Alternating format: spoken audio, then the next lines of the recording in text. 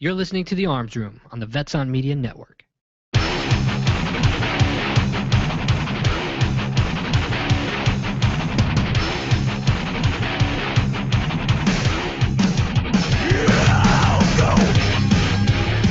All right, you are on The Arms Room with Glenn. Holy crap! It's Mike. Oh, wow. Oh, that was loud.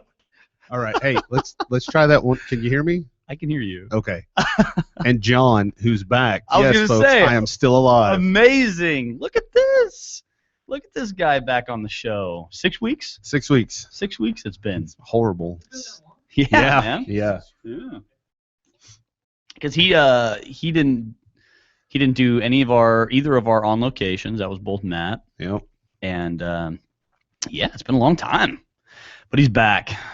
He's back and he's happy to be here. I am extremely happy to be Smiling here. face. So, Adam. Yes, gentlemen. Holy crap. Yeah. Turn that down. Oh, you know what it is? It's your headset. Oh, okay. All right. How you doing, Adam? I'm doing great. Thanks for asking. Tell me more about that shirt you got, Adam. This one here? Yeah. It says Tactical Under Armour. It's got a little knife on it. It's not a knife. It's a bayonet. Yeah. I just love the fact you're wearing a shirt that just says in big bold letters, Tactical. Yeah. And the Cross back of it. my chest. Across your chest. It's I think you should get that tattooed across your chest. I don't forehead. think so. You're single. You can pull it off. I probably could. All right. Adam, tell me more about you know the question I'm going to ask. Tell me more about your E-Angus conference. Hey, the Angus conference was great. It was great. We're glad that you guys came down there. Was able to broadcast live. We wrapped it up on Wednesday with James and myself. Vets on with Adam and James. Because that turned into more than just a conference. When we were there, it was just kind of the conference. But then after that, it was also a conference for jobs. They did a job fair on Tuesday. That's correct, from 11 to 2. They did a job fair over there. But it was an entire expo from Sunday to Tuesday. And then Wednesday, they were just kind of wrapping up the conference and whatnot. But Sunday for Tuesday was the expo, as you guys broadcast live there Monday. And as you could tell, there was a lot of booths and a lot of people there. It was a good time. The conference was good. I'm looking forward to next year. Next year is going to be in Indianapolis, and I think we'll be up there for that as well. So cool. It's I think this was the start of a long-lasting relationship with that organization. One thing I wanted to mention that I saw James had posted on the Vets on Media Facebook page, and we had mentioned the radio show last week, but I wanted to mention again, is that the University of Phoenix, who's not only one of the sponsors that got us out there, but also is looking to hire about 100 vets. That is correct. For various positions. Yep. And right now, if you go to the Vets on Media Facebook page or the Vets on Facebook page, or check out phoenix.edu and click on career, you'll be able to see that they're hiring for a lot of different enrollment advisors, particularly military enrollment advisors. And I would put that on all of the pages today. I'll put that on your guys' page as well. Yes, please do. In fact, I'll do that here in a couple minutes. But University of Phoenix is I hold them near and dear to my heart. I worked with them for 5 years. This past week, we had Dr. Garland Williams, retired colonel, was in studio with us, and he's their new. He's been kind there of military program. Yeah, he's their outreach administrator. Or yeah, whatever you and want to call it. I've known him. But, it was funny because my desk was literally right in front of his office. But I got a lot of respect for him. He's a great guy, and I think he's a big supporter of ours. Now it's not the first time we've had him on. The first time we've had him in studio here. But I think the University of Phoenix is doing a lot of great things, and I think people definitely need to check them out. And that's also where you got your degree from. I got both of them. I got my associates and my so you bachelor's. worked there for a while, straight out of the military, and also did. Yeah, I worked. I was a military. I was actually the position that they're hiring for, a military advisor. I was actually a military advisor for about a year and a half, and then I was a manager for several. I had like 12, 13 people on my team at one time. So if you're looking for some work or maybe a potential career change, and you want your veteran status to be put to good work, check it out. Yeah. Check out the University of Phoenix. Yep. You too could be Adam one day. The University of Phoenix made him the man he is today. Wow. Tactical across his chest. Yes, that's right. All joking aside, check out University of Phoenix. Yep. Definitely a good organization. Also wanted to say, if you haven't checked it out on our Facebook page, Matt and I walked around that conference afterwards and had a great time. We had a great time. We were there for like another, hour and a half, 2 hours. We had a great time. Talked to a bunch of really great people. Met up with some really good product representatives. And if you go to our Facebook page, you will see Matt wearing Revision's new flight helmet setup with the ballistic guard and eye protection and all that kind of stuff, which just goes to prove that everybody wants to be a door gunner, even medics. That's right, Matt. Just go ahead and untwist your monkey tail right now, bro. Yeah. So it's a good picture. Anyways, John, any great words of wisdom for us since you haven't been here for like 6 weeks, man? Give me something shocking. I got nothing, man. Oh, man. Nothing. What a waste. I know. What a waste. I'm sorry. I'll have something for you next week. Want to talk real quick about the whole, since this is the arms room, we got to talk about gun-related stuff, right? Yeah, that's kind of the thing. Couple interesting news stories that have happened recently. One, and we posted this story up on our Facebook page for the arms room as well. Mm-hmm. One, the armed woman, unarmed woman. I don't really know what you want to call her because she had an unloaded gun. So I kind of consider woman that with unarmed. Gun with no bullet. Woman, gun, no bullets, tries to defend her and her boyfriend from attack and ends up taken around to the chest because what had started as a physical assault, when she presented the firearm, all of a sudden turned into a lethal force engagement. She showed up with an unloaded gun. Bad guy had a loaded gun, ended up popping one into her chest. So while obviously that's a terrible thing to have happen to somebody, it's also a really important lesson for the rest of us.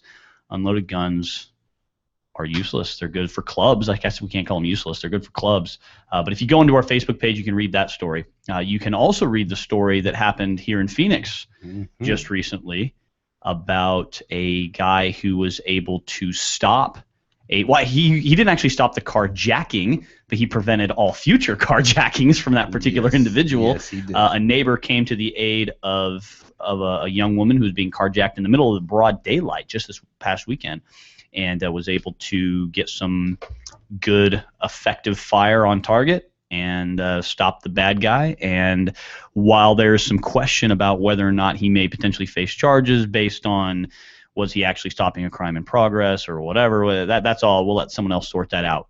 Either way, good on him for being willing to get involved and use his firearm effectively and not just spray bullets all over the place like so many times it often happens. So good on you, dude, for putting rounds on target. Also want to talk about the whole St. Louis thing, the Michael Brown incident. Autopsy report just came out that he was indeed not shot in the back. Took 6 rounds to the chest. So, oops. Guess we might have burned that neighborhood down. I got a feeling there's going to be a long lawsuit on that one. Oh yeah.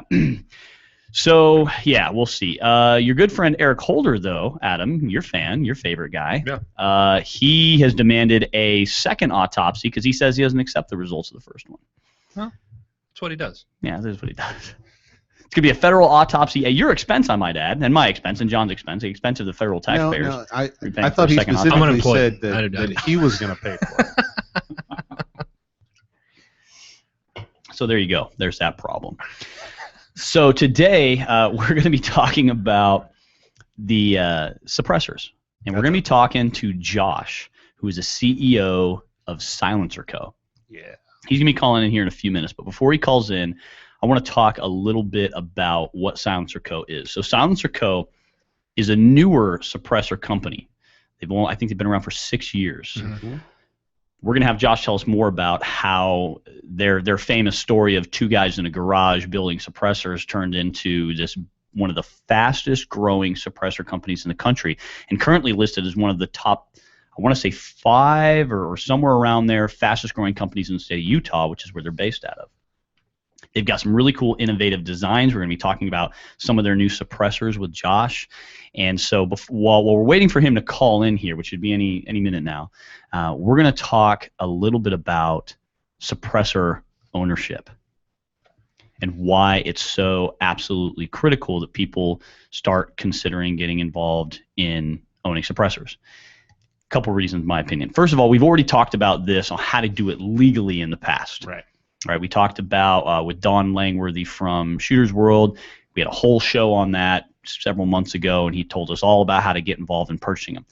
That being said, how are we going, or why should we get involved in owning suppressors? So my personal opinion, a couple reasons. One, you got to get while the getting's good. Yep. We don't know what's coming down the pike next. If you've been thinking about getting a suppressor, now is the time. Don't worry about, I don't want to be on that list of NFA. Dude, you're already on the list. I used to tell people there wasn't a list, and then we found out there really is a list. Yeah, there are a couple of lists. There's a couple lists. So look, if you're the kind of person who's trying to avoid being on the list, you're definitely on the list, okay? So just why limit yourself, you know? And if you're not on the list, you're not doing it right. Try harder. That's it. All right. If we got our caller. Is this Josh? It is. Hey, Josh. How you doing, man? Doing well. How are you? Doing great. Thank you for calling into the Arms Room. You bet. So, how's things up in Utah right now? Oh, it's beautiful up here. Things are busy, and the company is very exciting, and the weather is perfect. So, you can't really ask for more than that. Good. So we kind of introed you before you came on the show. We were just talking about you're CEO of SilencerCo, and SilencerCo is one of the fastest growing suppressor companies, and certainly one of the fastest growing companies in the state of Utah. Is that correct? That is, yeah. We're just about to see what we have been awarded for the what ranking in the fastest growing. But I believe that we're in the top 10 fastest growing companies in Utah, and Inc. 500, 5,000 list just came out this year, and we're 602. So, it gets harder year over year to be in the Inc. 500 because you can only sustain doubling and tripling of your business for so long as you get bigger. But 602 in the country is fastest growing. That's still a pretty awesome number to be. Yeah, I'd be definitely happy with that. That's a great ranking. Mm-hmm. So John and I were talking about you and your company and the really awesome intro video that you guys have on your website just before the show started. We love your intro video. It's literally one of the best intro videos I've seen in a long time. It made me want to completely change my life.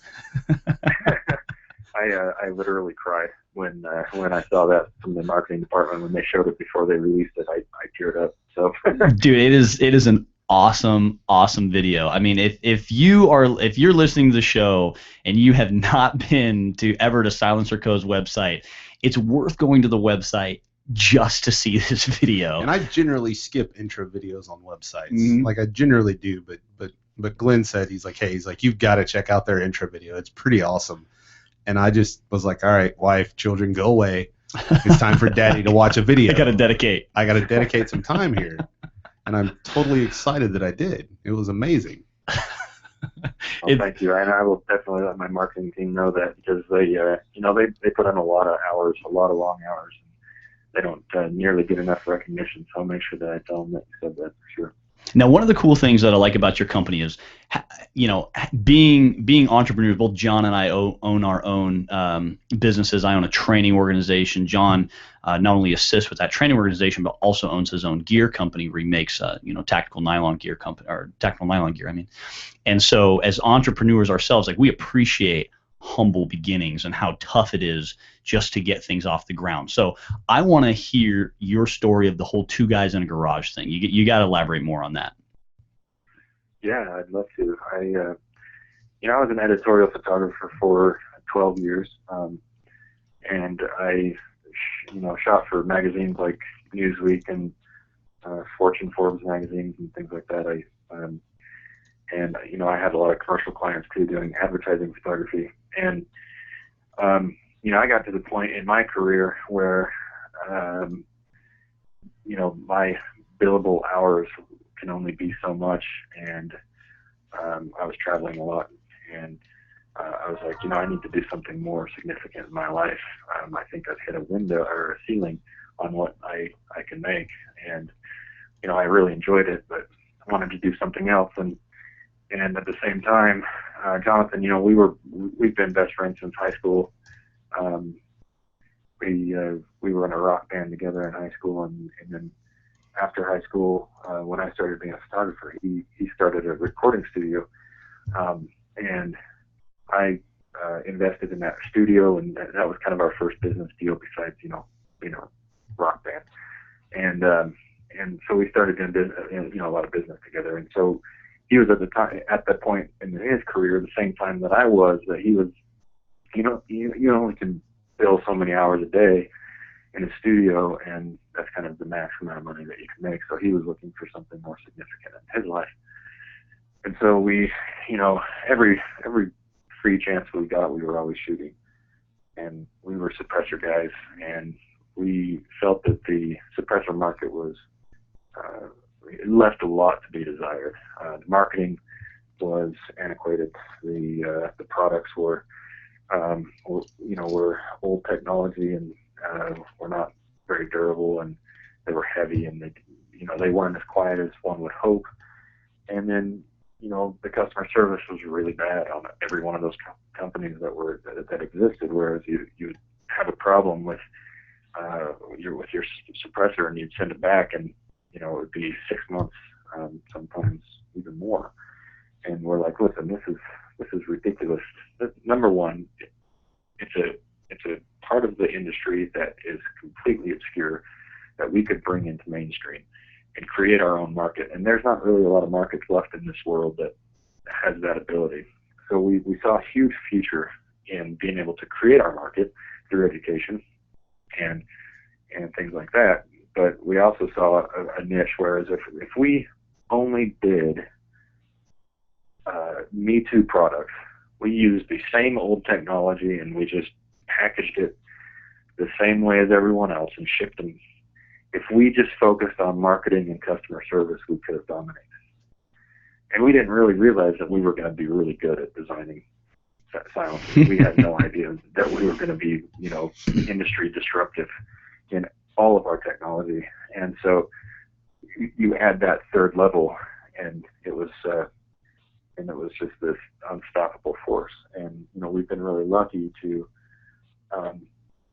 have a team of, as we've grown, we've put a team together of really smart people, and we've been able to create. We've never been stumped in our projects with research and development. We have a product that we dream up, and we have always been able to bring it to market. And as you know, our technology is superior. And so that's kind of how we started. I mean, it was a really hard beginning because it was right in the middle of the crash, and banks didn't want to give us money. And I leveraged my house, and I leveraged everything I had, and I sold everything that wasn't bolted down, and I didn't take a paycheck for 2.5 years, and lived off of my home equity loan and eBaying everything that I had, all my camera equipment, all my tools, all my things that I didn't want to get rid of. Even all my music gear, because I was a musician as well. I sold it all so I could live, so I could create this company. And now we have over 120 employees, and I'm providing jobs for people so that they can build houses and get married and have children and do the things that they want to do. And that's probably the most significant, outside of having your own family. Having a company like this is probably one of the most significant human experiences that you can have. That is yeah, John's crying over here, Josh. You brought a man to tears. That's America. that is an awesome story, man. I mean, and that is a great example, again, as someone who's built their own company from nothing, like you said. Same thing. When I started my training organization, I didn't have money from a bank. I didn't have money from a trust fund. I just had me. and I had to just create, and it was rough, and it took a long time to get things going and to get money coming in, and to pay for everything to be paid for. And while I didn't have as much equipment to buy, certainly as you did, because I didn't have to manufacture anything, I just had to offer a service. It's definitely difficult, and I really think that your story can tell a couple of things before we get more into the suppressor stuff, because we have so many vets and shooters who listen to our show. They need to draw some really important things from this. One, it takes a lot of risk and a lot of hard work and a lot of passion to start something you want, and two, it can be done. Mm-hmm.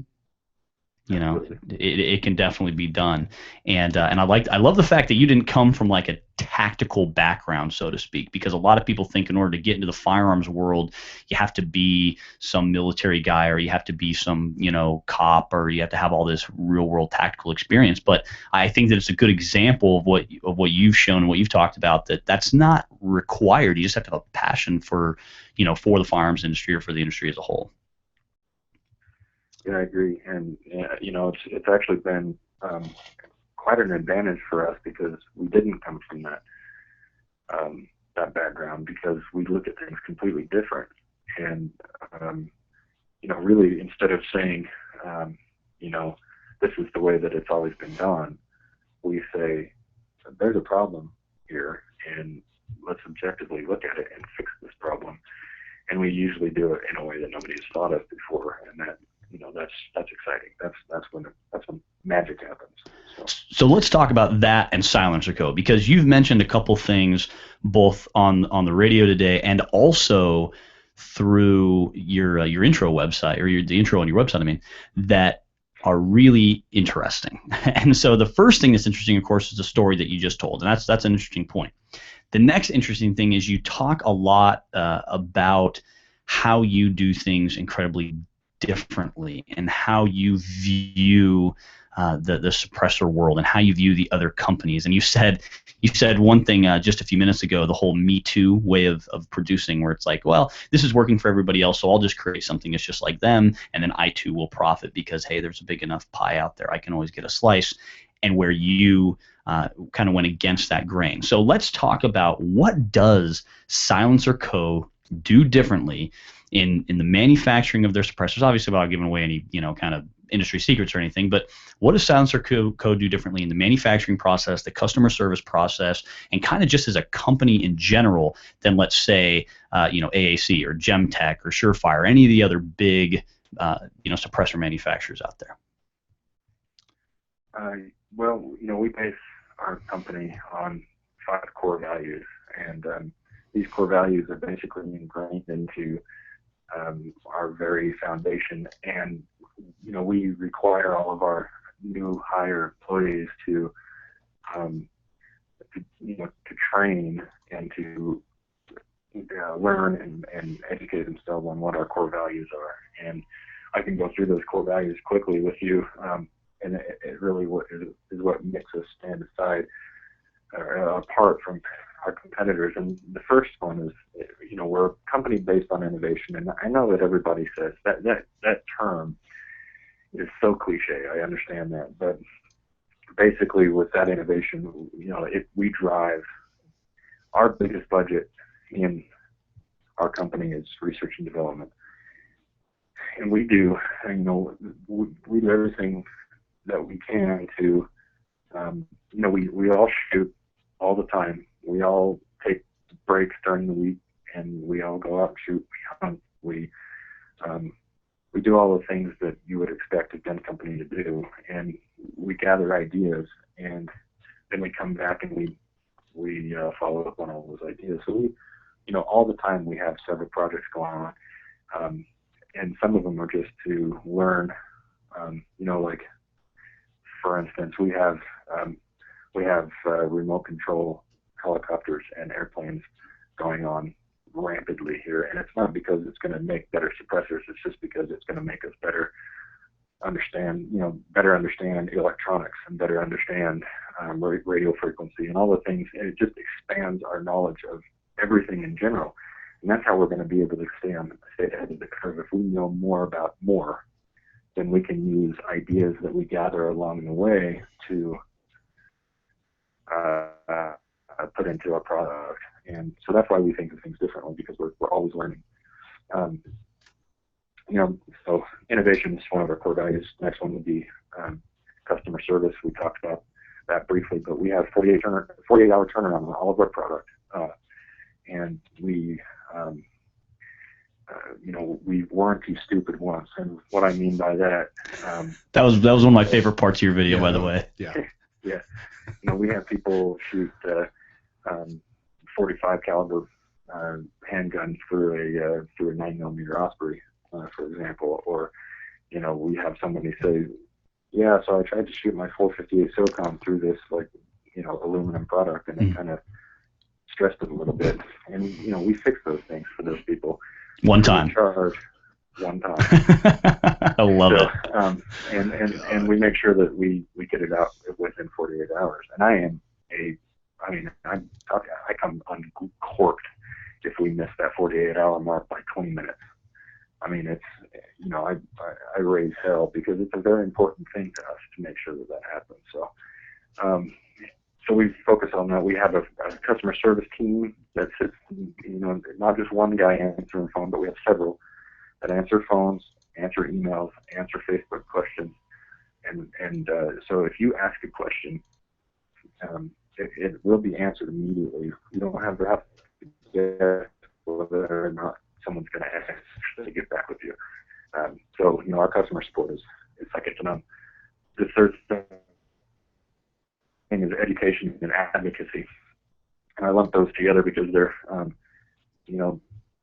they go hand in hand. But, the advocacy part is obviously we spend a lot of time and money and resources into protecting the Constitution, the Second Amendment in general, but also educating the market about the suppressor industry and why it's important to use suppressors and hearing protection and all of that kind of stuff. We work with legislators, we work with lobbyists, we work with the NRA, we work with the NSF, we work with everybody, and we give a lot of money and a lot of resources to support that. But inward facing, we also focus on education as well. So, we do things like have free concealed weapons carrier classes for everybody's families that work here. We have, we pay for classes, seminars. If people want to go to, to learn about something, we pay for, and we keep them on the clock if they go do those kind of things. We send people to other factories and other places. Like I've got my my HR team going to Google and Intuit this tomorrow to learn about big company culture and how to put some of the good and stay away from some of the bad culture that happens in big corporations like that. So we're always constantly learning, and we're always constantly trying to expand the market. The next thing is vertical integration. We do everything in house, and that's an important thing for us because it really ties into the education part. If we don't know how to do something, then we'll learn how to do it, and we learn how to do it better than anybody else. Recent example is anodizing. We had problems getting the quality that we wanted throughout the country with anodizing, so we brought it in-house. Even when people told us that it's a difficult process and it's hard to do, we had anodizing that's better than anything I have ever seen. It's stronger, thicker, blacker than anything that we've ever been able to get from any other company. And we've been able to actually do, we got a system big enough to where we do, upper and lower receivers for other companies, and we do, other parts for other companies as well. So we do a lot of, we do everything in house. That's a very important thing. And then transparency is a big feature for us too. It's that's the fifth core value, and that's making sure that all of our employees have a say in what they think. Their ideas are heard. They know what's going on with the company. They know where our financials are. They know what our goals are and what direction that we're taking as a company. Everyone from upper level management all the way down to the guy that mops bathroom floors. They all know, and they all have a way to voice their opinions and we take that very seriously. So based on those 5 core values, it's a big deal for our company, and I think that's why we do things differently. Well, I tell you, you can hear just from how you're explaining that not only is it something that you really believe in, but it's also really easy to understand why you guys are so different than everybody else, and why you're such a fast growing company. So we've got to take a break. It's going to last, what, Adam, 4 minutes? 4 minutes. And if you'll just hang on the phone with us during that time, Josh, we're going to take a break.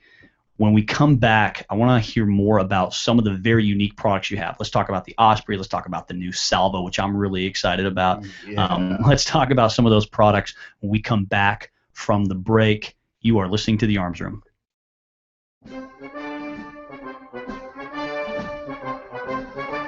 Would you like to share your military knowledge and experience with other service members and help them achieve their goals? Hey everybody, it's James from Vets On.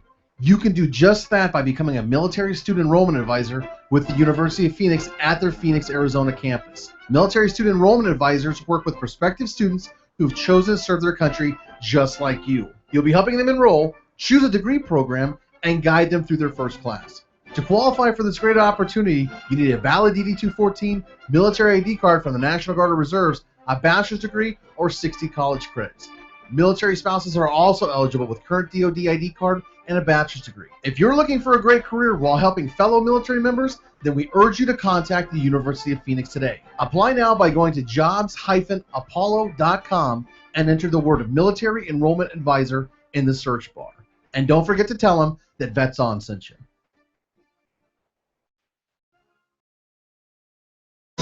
Breaking 1-9.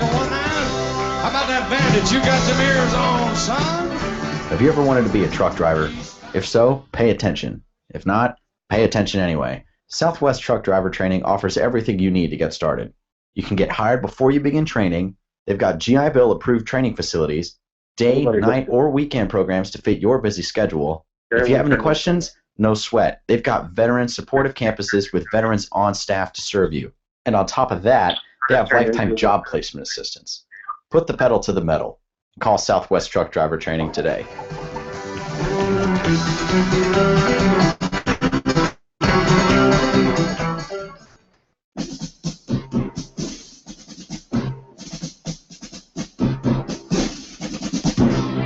Everyone's going to need an attorney at some point in your life. I'm no different. Hey everyone, it's James from Vets On. Whether it was my last will and testament before deployment or my ongoing custody battle for my children during my divorce, I needed help, so I lawyered up. If you need help, I urge you to contact Capstrom Law Firm. Capstrom Law Firm in Springfield, Missouri services clients throughout the state in criminal law, personal injury, and family law. With over 13 years practicing law, Tom Capstrom understands both law and court procedures and how stressful they can be. Let Tom Capstrom Law Firm and his dedicated staff take the stress and worry out of a difficult situation by calling him today. We feel so strong about the work that Tom and his staff are doing that he'll be a monthly guest on the show. Tom is a veteran and a listener, for God's sake, so you know the guy is solid and will fight for you. Give Tom a call today by calling 417-864-0552 or email Tom at capstromlaw.com. And don't forget to tell him that Vets On sent you. The choice of a lawyer is an important decision and should not be based solely upon advertising. Hey everyone, it's Adam from Vets On. Are you or someone you know looking for employment? Then look no further than iVetX. iVetX is placing veterans with the right hiring companies. Join their mission in putting veterans in inspiring careers with ensured success. Access their national pipeline of military talent for companies. All veterans are pre-screened for 55 soft skill sets, 800 clarification types, education, experience, salary range, and so much more. iVetX can help you find the perfect job to veteran match. Your skills are based on what's needed for success in that job.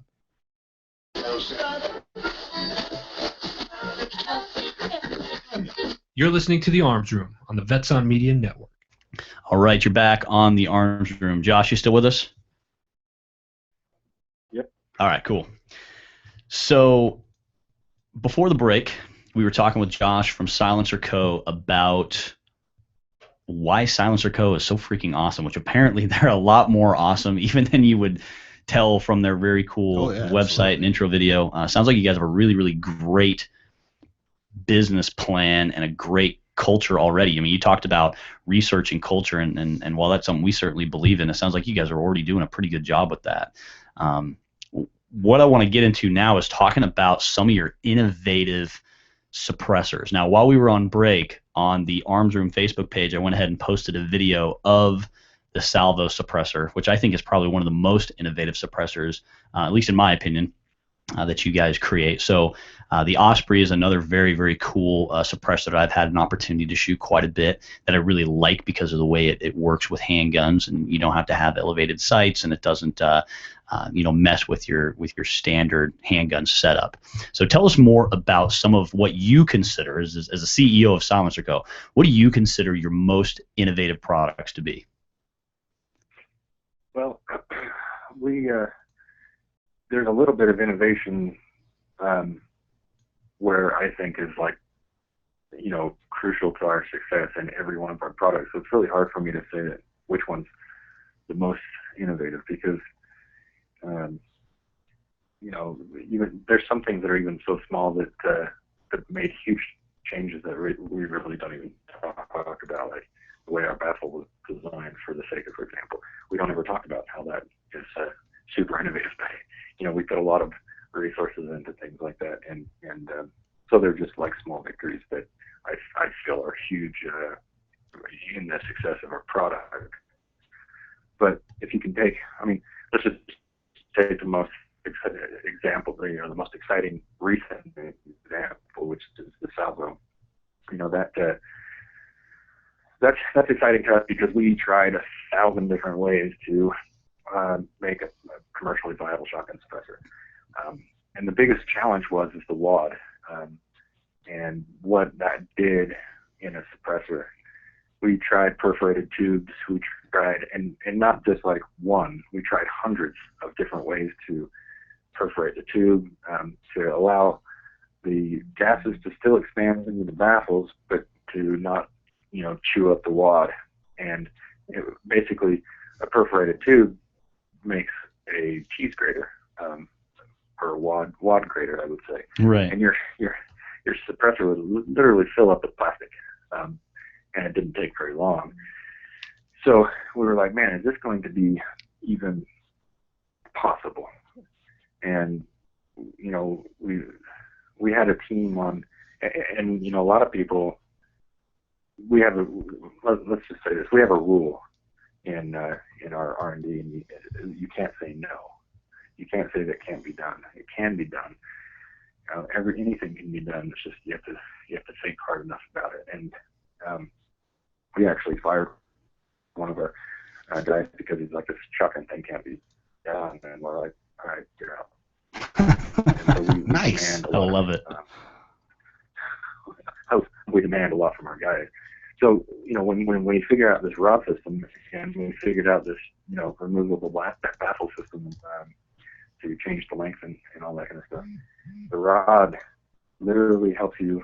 You can still use wads, you can still use your choke. So you can still modify the way that your shot pattern is with the suppressor on there. So, the way that we attach is by the choke tube, and those adapters that go on to whatever shotgun that you're using. You can get, not only can you get different threads for different firearms, but you also can still have the different chokes, whether it's a modified choke or a full choke or whatever it is. And that was going to actually be one of my questions to you about the Salvo, because I sent you that picture of a shotgun suppressor that was made by a friend of mine who's actually listening to the show right now. I know, because he's very interested, and that we called the Bilstein because it looked like a big old shock absorber. It worked phenomenally, but one of my questions to you was going to be, in that particular system, you couldn't modify the choke at all, and my personal basic interest in a shotgun suppressor is predator hunting, because that's a big passion of mine. And so, can you use, how tight can you go? Could I still use an extra full choke? Yeah, absolutely. Right now we're going to focus, since we, being that it's in such high demand and we don't have the resources to make every single choke, we're going to just kind of do the three main chokes. And and like modified, improved cylinder, and full or something. Exactly. Okay. Yeah, exactly. Those three. So those are the three that we're going to focus on right now, and then when the demand tapers off and when we ramp up a little bit more and we have extra capacity, then we'll start to look into doing more of those. But the choke still works phenomenally in the way that the rods, it's basically like rails where the after the modification of your shot happens through the choke, and then it rides down those rods like rails and allows the gases to expand. So we had a few objectives. We wanted to allow you to use the bead on the shotgun so it doesn't obscure your sight, which is why we chose the eccentric design like the Osprey. We needed it to be hearing safe, and we got it super quiet, which is really awesome. It's 132 decibels at its full length, the 12-inch configuration. Compare that with something, Josh. What else? What other loud noise might be 132 decibels? It's like a hand clap, or you've shot the Osprey on a 45. Yeah. It's the same decibel as an Osprey 45 on a 45. If you haven't seen the video, go to the Arms Room Facebook page. I just posted it during the break. Watch the video. It's awesome because it's this kind of very quiet slow-mo video of this suppressor in action. It's awesome. And if you don't have access to Facebook, just go to the SilencerCo YouTube channel, and you can find that among some other things like that kind of funny drone hunter video you guys are putting out that I found pretty amusing. And you'll be able to see the salvo in action. It is so quiet. So, and then the last objective would be to allow you to obviously use it on whatever platform that you wanted to, host gun, but be able to shorten the suppressor. So if you just want to take the edge off for you, it's not ringing your ears, but have it small and light, then you can reduce it all the way to the 6-inch, or military law enforcement can use the 6-inch configuration for a breech gun. It'll protect their hearing, but it's a lot shorter. So we had those objectives in mind, and we had to really think hard and work hard to bring those to fruition. Now, how many? I saw, I think, 4 models. Is that correct? Is that how many you've got of the salvo? Well, it's or 4 lengths. I mean. Yeah, 4 lengths. So you can take out 2 sections, 2 baffles at a time sections. So 12 to 8 to 6. Well, yeah. So 12, 10, 8, 6, basically. So the 12 will reduce it down to 132 decibels. What will the 6 do? The 6 is like a little over 140. So I believe that it's right at 140 at the ear. So it's still considered to be like right on the edge of hearing safe. When you shoot it outside, it sounds fine. It doesn't ring your ears. Would you say like 22, like a 22 caliber? Yeah, it's like a 22 caliber. It's like shooting 22 ounce suppressor. So it's not going to ring you. It's still not 100% hearing safe, so to speak, but it's not going to ring your ears. You're going to be deaf after you pull the trigger, basically. Exactly right. And that's for guys that are breaching doors or things like that, that's acceptable to them. Yeah, they're not going to fire a whole bunch of rounds. Right, exactly. So but everything, all the other lengths configurations is hearing safe, and so you can customize it to what you want. So, and the fun thing about it is all that technology, all those objectives that we reached are all patented, and so it's really, our competitors are going to have to think really hard and really long about how to make something as viable. Which is awesome. Heck yeah. So what is the salvo available right now, and what is the standard cost on it if someone wanted to buy one? Sure. It's we are shipping to our wholesalers in September. We are in production now. We will reach our goals of being able to ship in September. So this is not like a standard gun industry launch where it's like a year later. Right. We're going to launch in 2015. We meant 2016. We meant 2017. Yeah, I'm familiar with that. Exactly. No, we are actually in production now and shipping our first shipments in September, and we'll ship more in October and so on and so forth. So, so yeah, we the 1,400 MSRP, and then the choke kits. I'm not sure.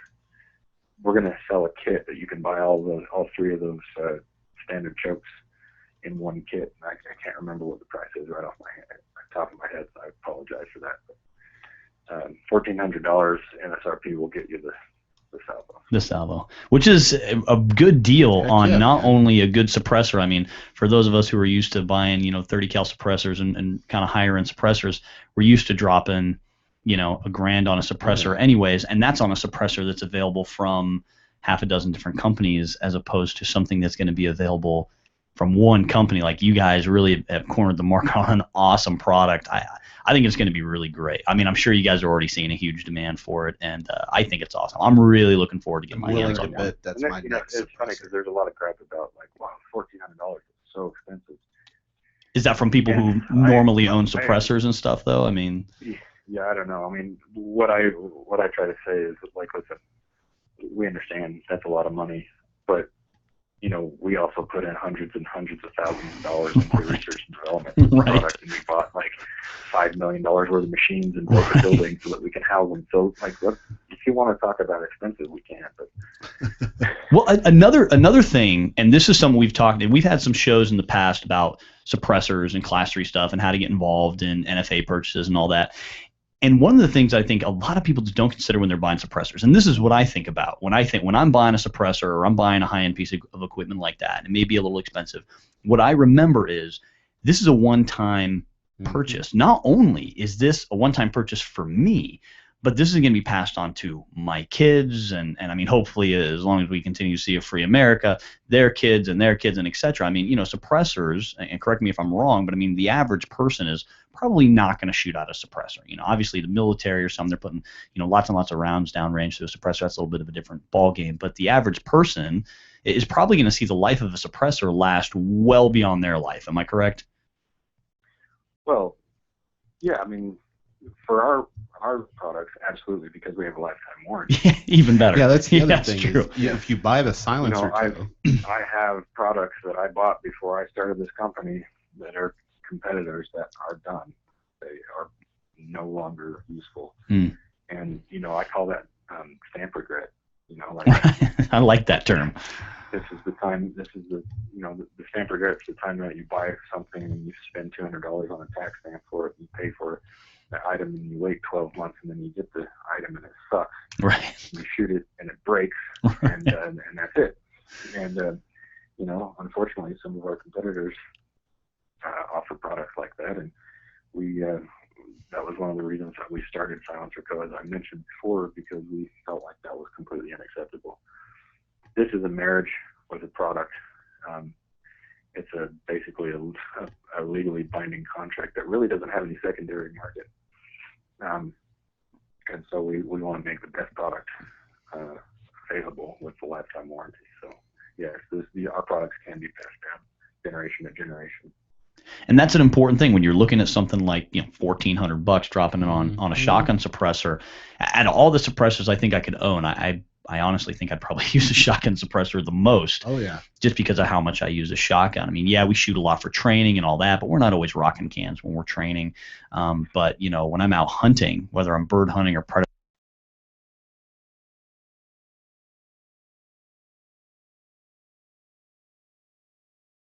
that thing. So that's a suppressor I could see using a lot. And for $1,400, the ability to use it basically until it breaks and then send it back to you guys and have it fixed and then keep using it and have that capability for my kids as well. That's money well spent. I got a question for you, Josh. With the salvo, how is the attachment for smoothbore shotguns, like the 18-inch home defense guns with no choker, no ability to choke them? How's the attachment going to work for those? Right now, we don't have any way to do that, but we are working with Mossberg and Remington to basically get barrels designed for like the 870 and some of the more common tactical and home defense style shotguns. There's going to be barrels made with choke tubes, so that we'll actually sell those on our website. So if you wanted to just get a new barrel for that tactical home defense shotgun that you have, you can just get the new barrel, drop it right in. And I know that some of those manufacturers, some shotgun manufacturers already manufacture 18.5-inch barrels with threads on the end for chokes. Right.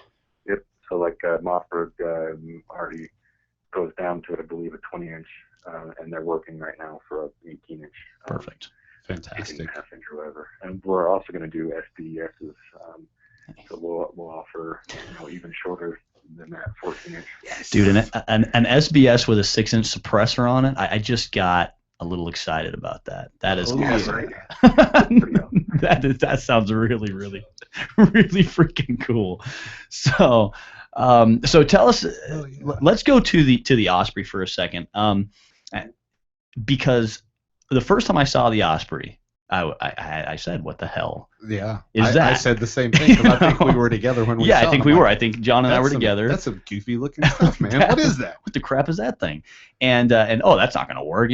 How's that supposed to work? It's not equally surrounded by the baffles and everything. And then we shot one. 45 caliber is the only Osprey I've shot so far, and I was impressed. I mean, it not only works well, very, very well, but also, as I mentioned before, it doesn't get in the way of your sights where other dedicated platforms, they're going to use suppressors all the time. You have to modify the sights or just kind of deal with the fact that you can't really get a good sight picture, which sucks. The Osprey totally eliminates any need for that. So tell us a little bit more about where kind of that idea came from and why or kind of how the whole system works. How did you accomplish the same thing, again, without industry secrets or anything, but how did you accomplish the same thing with a total redesign of what most people think a suppressor design is? Because the salvo follows the identical design. Right. Well, there's actually kind of a funny story about that. Before we started the company, AAC announced their black box, which would be their eccentric can that would be just like, similar to what the Osprey ended up being. So, being excited, my partner and I went to the gun store to order those. And the guy that was working at the gun store said, "Oh, well, they announced it, but it's not shipping yet, and I wouldn't get my ship stuff very quick." Right. And so we were kind of bummed about it, and we actually put money down, even though he didn't want to do that. Mm-hmm. We put money down and we waited, and he was actually correct. They never released it. So we started the company about 6 months after that, and we were going to start with the design of the Osprey we started with the Sparrow, but we found out that R&D would be far too expensive for a brand new company to jump into that. So we started with the Sparrow, which was a blessing because the Sparrow is still the #1 sold silencer in the country right now. There's more of those sold than any other suppressor model in the country. And that's your 22 caliber suppressor, just to clarify for everybody listening. Yeah, exactly. So so we started there. So the whole idea of our company's beginning was basically on the premise of a failure of one of our competitors. Mm-hmm. And so when we released that Osprey, that was it shook up the industry pretty hardcore, and which really put us on the map. So things lined up for us. I could accept the successes and say that I did everything, or my partner and I did everything, but really it came down to there was a lot of being in the right place at the right time and being able to, figure out how to do something that the industry wanted that nobody knew how to do or nobody could do. And to this time, there still isn't any eccentric design largely because, people haven't been able to figure out how to attach it to a firearm and still be able to orientate the suppressor to the gun and still have the piston systems all work at the same time. There's a lot of moving parts there, and nobody's been able to figure out still, and we have patents on the way that we do it. So it's, again, we're still the quietest, the Osprey is still the quietest 45 suppressor in the world. So it's something to be very proud of for sure. Absolutely. Now, as we kind of round out the show, we've got just a few minutes left to talk with you, Josh. And one thing that I really want to hit before we go, one, I have a question for you that one of our listeners asked on our Facebook page. And two, I want to talk about your opinion on why people should get involved in owning suppressors for purpose. What do you know about the e-file system, and are we ever going to see the return of the e-file system? Yeah, I do know quite a bit about that. We have a really good relationship with the ATF, and we work with them on a daily basis. So they had the first system, as everybody knows. They designed it, and it failed. It was basically not nearly robust enough, and the capability of that contractor that designed that website, that system, they cannot figure out how to fix it. So basically the NFA branch has to go through the whole process of finding a new contractor, testing and all that kind of stuff. So we're a good year away from having that system up and running again, which is a big bummer. I actually got a suppressor through that.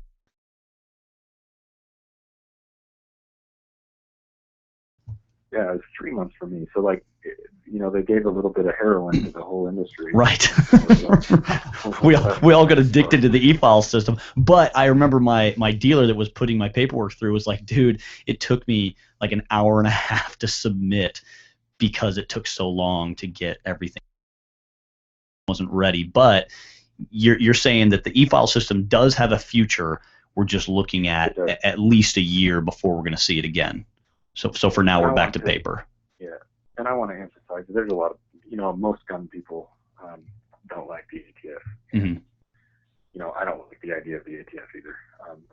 I'm a purist when it comes to the Second Amendment, but regardless, they're here to stay. So I will say that as far as the government agencies concerned, they actually are listening to what we have to say. They're actually listening to our input to make a better system for the e-forms system. So, when e-forms 2.0 does come out, I have high hopes for it actually working, and I just urge people to just be patient and hope for the best. But in the meantime, they have hired, they have far more examiners. They have triple the examiners that they did last year. So, don't be afraid to send in your Form 4s. Obviously, I'm going to say that because I want sales, but right. But a lot of people are waiting for their, to purchase for this e-form system to come up, that they may be waiting for over a year before that happens. So I urge people to just be patient and go out, make the purchases of the items that you want, whether it's from my company or from somebody else's, but just but preferably SilencerCo. Yeah, continue this growth in this segment of the industry. Now I've got you for about 2 more minutes before we get to wrap things up. So in like 2 minutes, tell me and tell our listeners and why should people who maybe aren't interested in suppressors, who have never owned suppressors, why do they need to get involved? Why is it important for people to start buying suppressors? And if they've been waiting in the wings, get involved right now from both a sporting purpose or maybe a self-defense purpose or law enforcement purpose or whatever. Why should people own suppressors? Because they're expensive. So why should people put that money down? Well, first and foremost, it's because of hearing protection. And I'm sure that everyone listening to this radio show can talk to an old hunter and they're deaf. Mm. On some level, they are deaf. Mm. Operators in the field, in theater, they come back with tinnitus horribly. Competitive shooters, they all have hearing problems. They all have tinnitus. This is a common thing, and people will say, "Yeah, but I wore hearing protection the whole time." They don't understand that the concussive blast from the muzzle of a firearm will actually vibrate the bones in their face and still cause hearing damage, even if they have earmuffs or plugs. Mm-hmm. So want to continue to enjoy the shooting sports industry and be able to listen to our favorite band and hear our wife when she barks out an order. It's pretty important that and maybe you don't want to do that. It's pretty important for. Maybe I need to start shooting more. So whether hunters don't wear hearing protection because they need to hear their surroundings, and they're sure as heck not going to wait to put hearing protection on before they take the shot. You're absolutely right, and that's actually one of the biggest reasons that I've made the move towards suppressors for hunting is because of that reason. Yeah, so it's that, it's being at the range. The NRA is really excited about the suppressor industry right now, and I probably shouldn't put words in their mouth. I should have probably checked with their PR guys if I could. But, right. They're excited about this because they're losing ranges all over the country because of urban encroachment and noise pollution, and suppressors have a good future for being able to keep hunting areas open and ranges open throughout the country for longer periods of time, because the noise won't bother the neighboring houses and neighborhoods. And there's a whole bunch of things like that, but it just makes a better shooting experience. It lessens the recoil.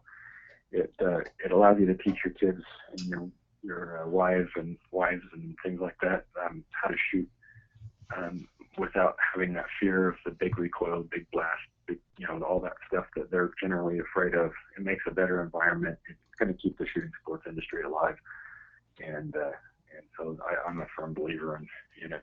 So awesome. Well, Josh, thank you for that, and thank you so much for calling into our show.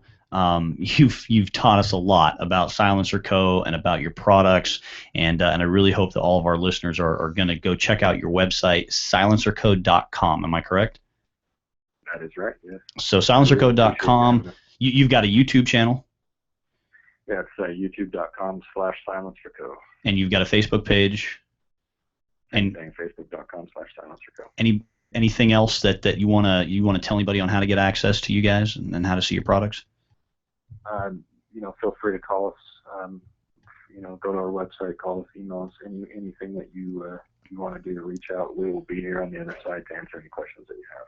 Awesome. Josh, thanks again for coming on, man. Really appreciate it. We've really enjoyed talking to you, and I really wish you guys the best of luck, and I'm looking forward to using some SilencerCo products in the future. I'm super excited about the salvo, man. I can't wait for it to come out. So thanks again, and we really appreciate you calling in, Josh. Well, thank you very much for having me. Appreciate it. Absolutely. Have a good day. You too. Bye-bye.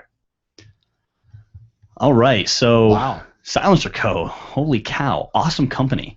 Awesome owner. I mean, that's Josh, the CEO. Fantastic. Fantastic guy, fantastic company. I picked a heck of a show to come back on. You did. I didn't have to say much of anything. It was a great awesome show. That was great, though. You gave us tons of good information and lots of cool new products for you guys to check out. Oh, yeah. As I mentioned, we linked everything on our Facebook page, so go check it out. If you haven't seen the salvo in action, you need to watch that video. It is incredible. Next week, we're going to have Russell Fagan on here from Route 66 Tactical talking to us about how to get involved in competitive shooting and why, as a shooter, you need to do it. Until then, stay aware, stay safe, train hard. You've been listening to The Arms Room.